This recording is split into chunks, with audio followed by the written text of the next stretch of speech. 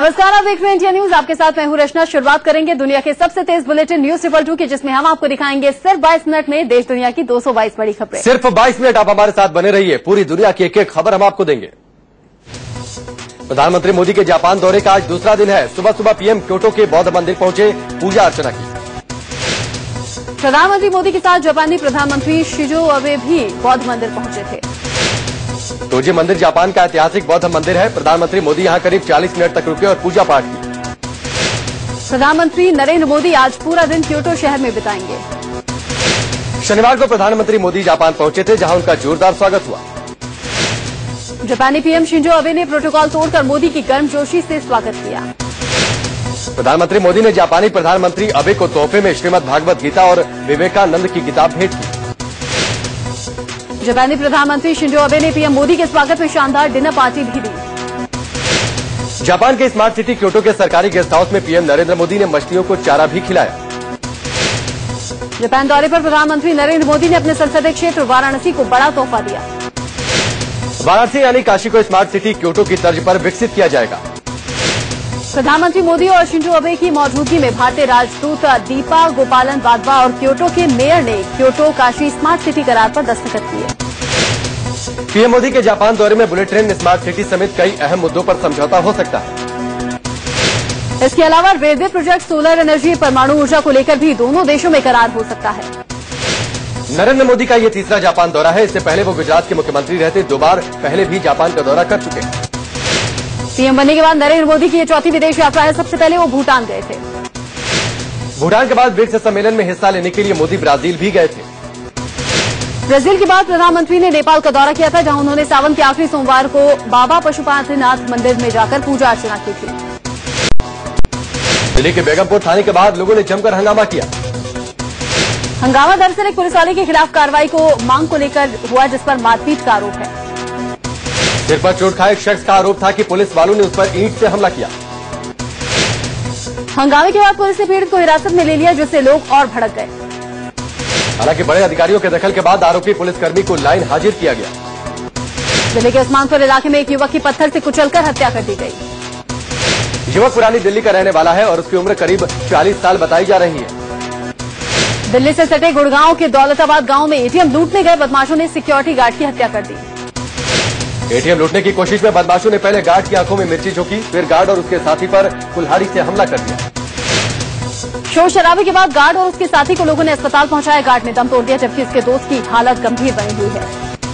आरोपियों की करतूत सीसीटीवी कैमरे में कैद हो गई। पुलिस ने आरोपियों की तलाश शुरू कर दी है। राजस्थान की पाली में ट्रक और बस के बीच में टक्कर हुई, जिसमें 9 लोगों की मौत हो गई। हादसे में 2 दर्जन से ज्यादा लोग जख्मी हो गए। हादसा NH14 पर जोधपुर पाली के पास हुआ। घायलों को जोधपुर अस्पताल में भर्ती करवाया गया है। वाराणसी से छपरा जा रही इंटरसिटी एक्सप्रेस पर कुछ लोगों ने जबरदस्त पथराव किया। दरअसल जखनिया स्टेशन के पास कुछ लोगों ने ट्रेन पुलिंग की। ट्रेन पुलिंग करने वालों से बाकी के यात्रियों की बहस शुरू हो गई। बहस के बाद चैन पुलिंग करने वाले नीचे उतरे, पथराव शुरू कर दिया। माहौल स्टेशन पर ट्रेन रुकने के बाद जीआरपी ने पूरे मामले की जानकारी ली और आरोपियों की तलाश में जुट गई। चुनाव आयोग ने यूपी सरकार को मुरादाबाद के एसएसपी धर्मवीर यादव को हटाने का निर्देश दिया। बीजेपी ने आरोप लगाया था कि एसएसपी धर्मवीर यादव एसपी के एजेंट की तरह काम कर रहे हैं। यूपी बीजेपी अध्यक्ष लक्ष्मीकांत वाजपेयी ने चुनाव आयोग के फैसले का स्वागत किया। मुश्किलों से जूझ रही रियल एस्टेट कंपनी डीएलएफ के खिलाफ अब उसके निवेशकों ने ही मोर्चा खोल दिया है। दिल्ली में डीएलएफ के दफ्तर के बाहर बड़ी संख्या में गुस्साए लोग सड़क पर उतरे, विरोध मार्च निकाला। हाथों में काले झंडे, काले गुब्बारे लिए ये निवेशक डीएलएफ से खासे नाराज हैं। 2009 में इन लोगों ने डीएलएफ के एक प्रोजेक्ट में अपने घर का सपना लेकर पैसे लगाए। 2 साल में कंपनी ने कब्जा देने का वादा किया, लेकिन 5 साल बाद भी नहीं मिला। लोगों का कहना है कि इन्होंने अपना सब कुछ बेचकर कंपनी के प्रोजेक्ट में इन्वेस्ट किया था, लेकिन अब कंपनी उनकी शिकायतें तक नहीं सुन रही है। गुस्साए लोग डीएलएफ पर धोखाधड़ी का आरोप लगा रहे हैं। आधी रात से पेट्रोल 1 रुपये 82 पैसे प्रति लीटर सस्ता हो गया है। वहीं डीजल 50 पैसे प्रति लीटर महंगा हो गया है। नई कीमतें लागू होने के बाद दिल्ली में अब 1 लीटर पेट्रोल 68 रुपये 51 पैसे में मिल रहा है, जबकि मुंबई में 1 लीटर पेट्रोल की कीमत 76 रुपये 50 पैसे है। कोलकाता में 76 रुपये 21 पैसे और चेन्नई में 71 रुपये 65 पैसे प्रति लीटर पेट्रोल मिल रहा है। बताया जा रहा है कि थोक बाजार में कच्चे तेलों के दामों में गिरावट के चलते पेट्रोल की कीमत में कमी आई है। साथ ही सरकार ने बिना सब्सिडी वाले एलपीजी सिलेंडर भी 19 रुपए सस्ते कर दिए। वित्त मंत्री अरुण जेटली ने मोदी सरकार के 100 दिन के कामकाज का लेखा जोखा देश के सामने रखा है। अरुण जेटली ने कहा कि देश की माली हालत सुधर रही है, महंगाई भी धीरे धीरे घट रही है। इसके साथ ही जेटली ने वित्तीय घाटा कम करने को सरकार के सामने सबसे बड़ी चुनौती कहा। अरुण जेटली ने कहा कि 30 साल बाद एक पार्टी की सरकार बनने से फैसले लेना आसान हुआ, अर्थव्यवस्था के प्रति निवेशकों का भरोसा बढ़ा है। जेटली के मुताबिक 5.7% ही विकास दर हौसला बढ़ाने वाली है। हालांकि कांग्रेस जीडीपी में बढ़ोतरी का क्रेडिट मोदी सरकार को देने को तैयार नहीं। पूर्व वित्त मंत्री पी चिदम्बरम ने कहा है कि अर्थव्यवस्था में सुधार का क्रेडिट यूपीए सरकार को जाता है। बिहार में बीजेपी नेतृत्व को लेकर जारी खींचतान के बीच केंद्रीय कृषि मंत्री राधामोहन सिंह ने बड़ा बयान दिया। उन्होंने कहा कि बीजेपी बिहार विधानसभा का चुनाव सुशील कुमार मोदी के नेतृत्व में लड़ेगी। राधामोहन सिंह ने इस सवाल पर चुप्पी साध दी कि सुशील मोदी मुख्यमंत्री पद के उम्मीदवार होंगे या नहीं। उन्होंने ये जरूर कहा कि सुशील मोदी बिहार में बीजेपी के लिए एक बड़ा चेहरा है और लोकप्रिय भी है। बीजेपी ने आम आदमी पार्टी के नेता कुमार विश्वास पर कानूनी कार्रवाई की धमकी दी है। दिल्ली बीजेपी के अध्यक्ष सतीश उपाध्याय ने विश्वास के आरोपों को खारिज किया, साथ ही कानूनी कार्रवाई पर विचार किए जाने की बात कही है। दरअसल आम आदमी पार्टी के नेता कुमार विश्वास ने दावा किया कि बीजेपी के एक सांसद ने उन्हें दिल्ली का सीएम बनने की पेशकश की थी। कुमार विश्वास ने यह भी कहा कि उस बीजेपी सांसद ने आम आदमी पार्टी के कुछ विधायकों से बात होने का भी दावा किया था। हालांकि कुमार विश्वास उस बीजेपी सांसद का नाम बताने को तैयार नहीं जिसने उन्हें सीएम पद का ऑफर दिया था। इस बीच आम आदमी पार्टी के प्रवक्ता संजय सिंह ने दावा किया कि विश्वास को सीएम पद का ऑफर देने वाले सांसद मनोज तिवारी हैं।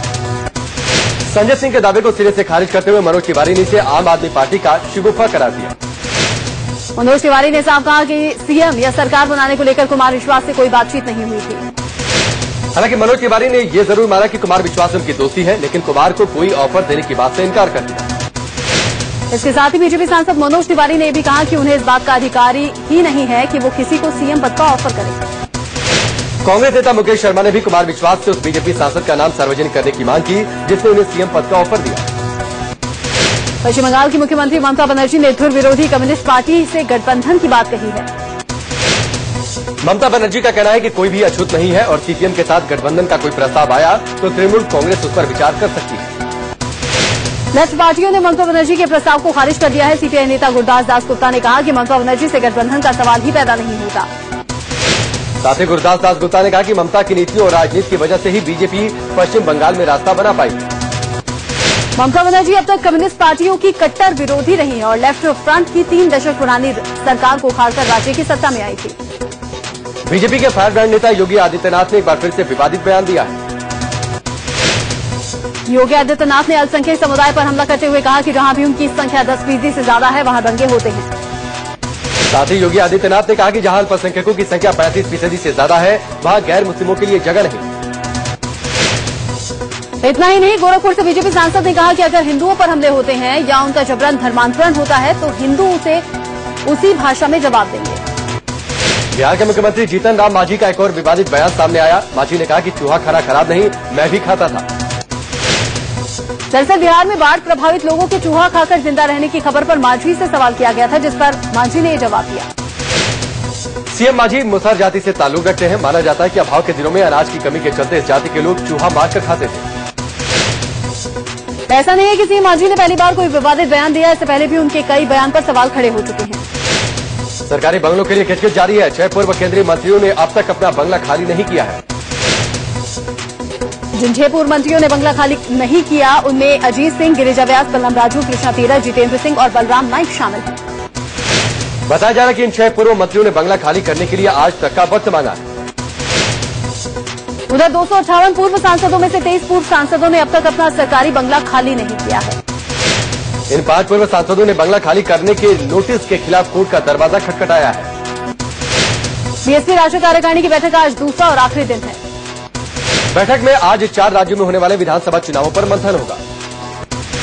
राष्ट्रीय कार्यकारिणी की बैठक के पहले दिन मायावती को सर्वसम्मति से राष्ट्रीय अध्यक्ष चुने। सर्वसम्मति से राष्ट्रीय अध्यक्ष चुने जाने पर मायावती ने सभी का आभार व्यक्त किया।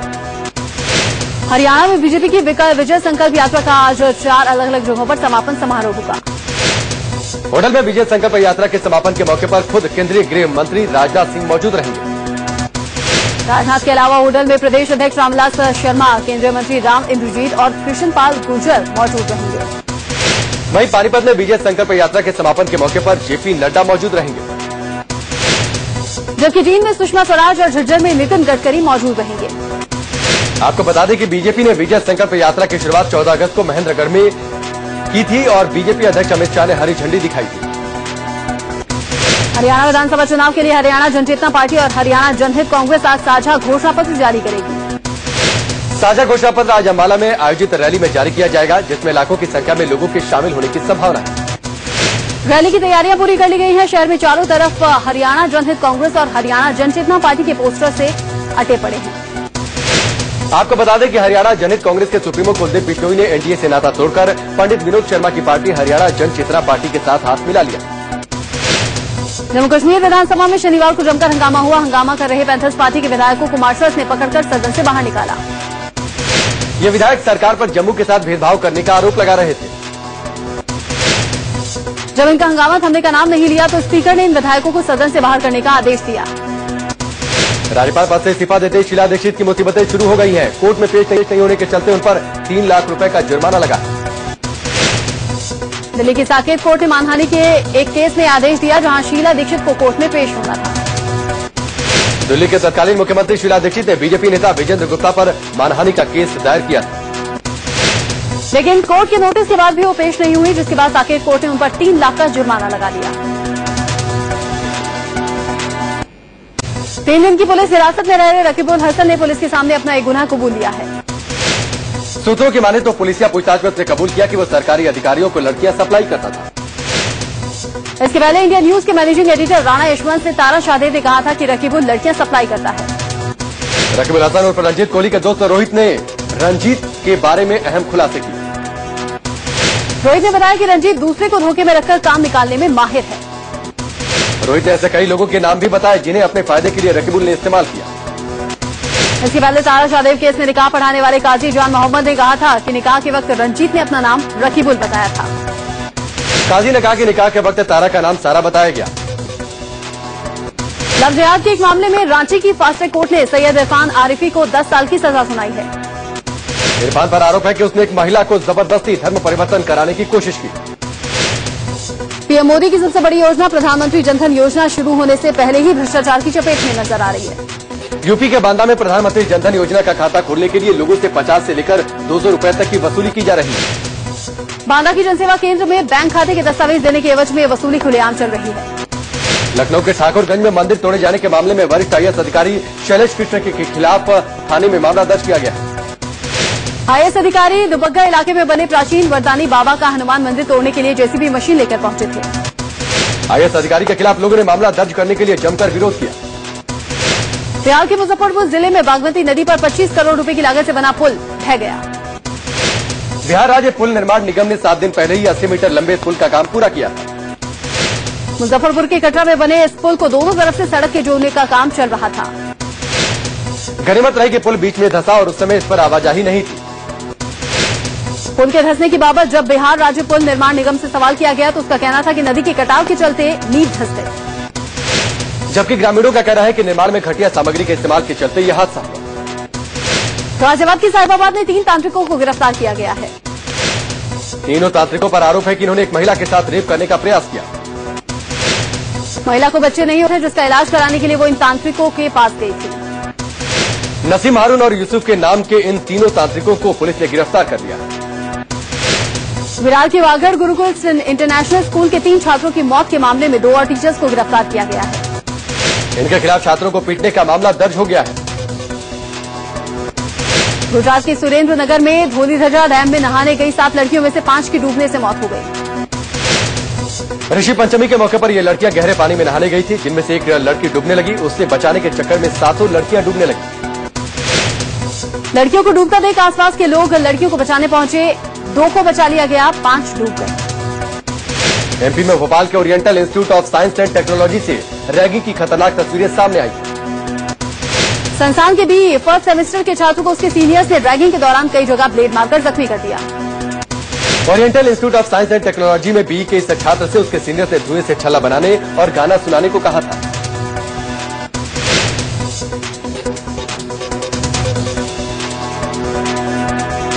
सीनियर की बात न मानने पर इस छात्र पर ब्लेड से हमला किया गया, उसकी रैगिंग की गई।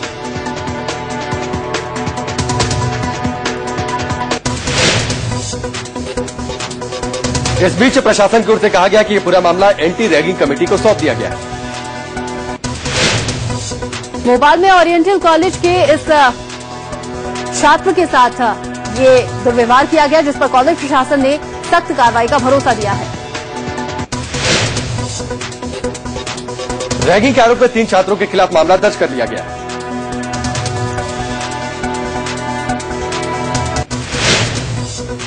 और उधर जम्मू के कुपवाड़ा में आतंकियों के साथ सेना की मुठभेड़ जारी है। कालारूस में हुई इस मुठभेड़ में एक जवान शहीद हो गया।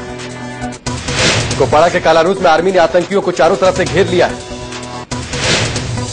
कालारूस में जंगल से सटे इलाके में आतंकवादी छिपे हुए हैं। सेना के जवान इन आतंकियों को खोज निकालने के लिए लगातार ऑपरेशन चला रहे हैं।